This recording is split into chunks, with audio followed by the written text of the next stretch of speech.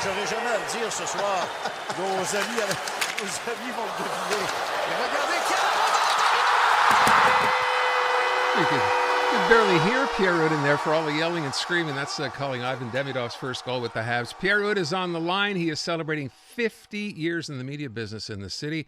And we have had a chance to meet Pierre in the past. Tremendous respect for the work you do and have been doing for all these years. So congratulations to you, first off.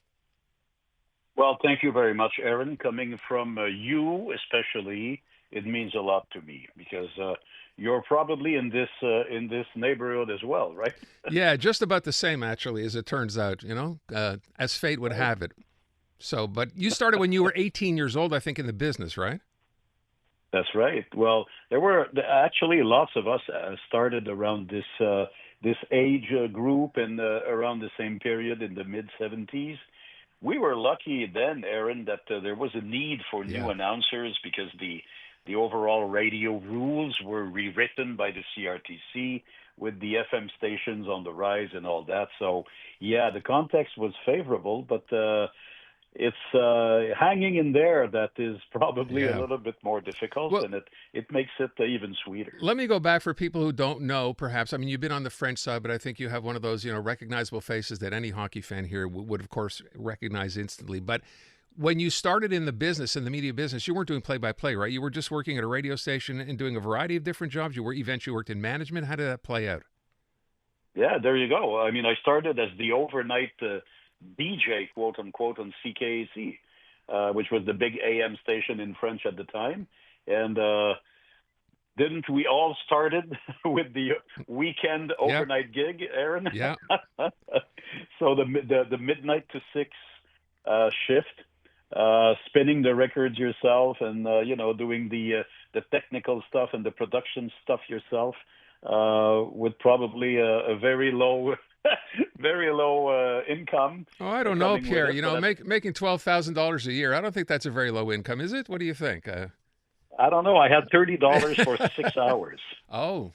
So. I was making more money on the English side then. Maybe that wasn't so bad. Okay. So look, you end up doing that for a while. Then RDS comes along, so 1989, and Pierre Houde becomes the official play-by-play announcer for the Montreal Canadiens games, something you still do, and you do remarkably well. And you have no plans to change that, right? I have no plan to change that. Good for you. Yeah, we still have 1 year to go, the actual contract. And then I'm very confident that RDS and the Bell Media family will be having a good fair chunk of what's to come as far as the Montreal Canadiens games are concerned. We have no decisions announced yet, but I'm very confident that we will have, as I said, the fair chunk, and I'm ready to go for as long as they want me on board, and I'm healthy and passionate enough to stay on board. And looking forward to it for sure. So you just mentioned healthy, and Alice mentioned to me, Bill Brownstein had written a column. He talked about you had a battle with shingles. A lot of people very concerned. How is your health now?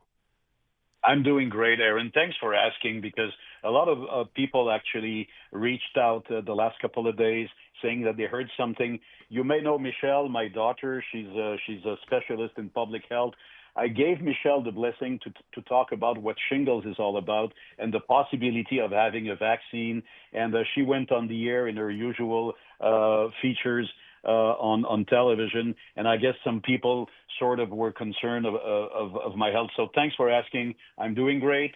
I'm 99% clean now, all recovered, and ready to go full throttle. But thanks for asking. Yeah, you're welcome, because I've been through shingles. It is not fun. It is not pleasant at all. I don't remember ever being in that much pain, so I'm glad that you're doing okay.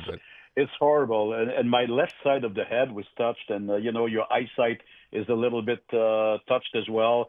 Everything is looking good right now, so I'm really grateful that I'm going in the right direction. For you. Let me just go back a second. I think back, years and years ago, I did play-by-play of all things roller derby. You've done play-by-play for so long. When you started, right, when you're doing your first season, whatever, who were you sort of looking at and studying to pick up, patterns or how to actually do it? Or did you just kind of organically fall into it? Well, that's a very good question. And in French Canada, Aaron, people of my generation had one genuine mentor, and it was René Le Cavalier. Right. Yeah. René was what Danny Gallivan was all about, what Bob Cole was all about. But I was also already very impressed with some play-by-play announcers in the United States, because when I watched football or other mostly American sports like the NFL or Major League Baseball, I was always a big fan of some of them. Pat Summerall was a great Sure. inspiration in football, and Keith Jackson at ABC, Chris Schenkel, Al Michaels, of Wow. course, is also a great reference. But in French Canada, I would say René Le Cavalier and eventually Richard Garneau were my great inspirations. And I had the privilege early in my career, especially with René Le Cavalier, to work beside those legends at CBC Sports, doing some freelancing, announcing for sports. So it was a great stepping stone to be beside those legends for a while. So when you're up there now, as I said, you're kind of the face of the Montreal Canadiens when it comes to broadcasting in French. How things have changed in the broadcast booth for you, or really not at all? I mean, a game is a game is a game. You've been calling it the same way. Is there a difference now, 20, 30 years later? A game is a game is a game, and that's basically what the audience wants, I gather, Aaron. What has changed is access to the data, access to bios, access instantly to a whole new level of statistics that allow us to enhance the broadcast. So I still watch the ice. I still watch what's happening live and trying even to anticipate half a second early to anticipate what's going to happen on the ice. But at the same time, you have to come to a point to develop the capacity to look at some statistics that show up on the board instantly. I'll give you an example. People have a feel for a shift that goes on and on and on for the 5 players on the ice. We now have instantly that exact data. If it's 1 minute 47 seconds, it's crazy. We have access to this data, and we have to throw it to our audience as soon as possible. So that's the main thing that has changed. But as you said, sitting up there, calling the game the way you see it, as best as possible, remains the core of our job. Well, the good news is you plan to change nothing, so I'm sure you're good for another 25 or 30 years. We'll talk again then. In the meantime, for people who don't know, Pierre Houde was inducted into the Hockey Hall of Fame in 2024 last year, and also recipient of the Foster Hewitt Memorial Award. It doesn't get any better than that. Pierre Houde, I salute you, my friend. Congratulations to you, and keep doing this for as long as you're having fun, which clearly you are. And Aaron, thank you so much, and I'm looking forward to share a little breakfast brunch with you on Green Avenue sooner than later. It's the last time we saw each other, Pierre. Absolutely. Thank you so much. Salut, Aaron. Thank you so much. You too. 3:30. Let's get you to news coming up next.